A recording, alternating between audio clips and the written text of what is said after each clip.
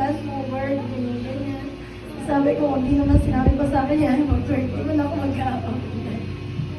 Tapos yung sa career fair, inisip ko pumunta nun.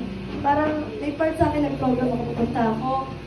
Pero nung, may ano sa akin, may parang may feeling ako na, dapat pupunta ka, hindi ka managtitiwala sa akin. Parang, ganun. May work ako ibibigay sa'yo, ibibigay ko sa'yo, hindi mo kailangan ibigay yung schedule mo, na makapunta ka dun sa career fair. So, sabi ko, kasi sila Taji, sige, pupunta ka, Sir Paul, na rin yung, parang ano, sa loob, siyabi na mismo yung kumuusap sa, hindi na ako tutuloy, sabi niya.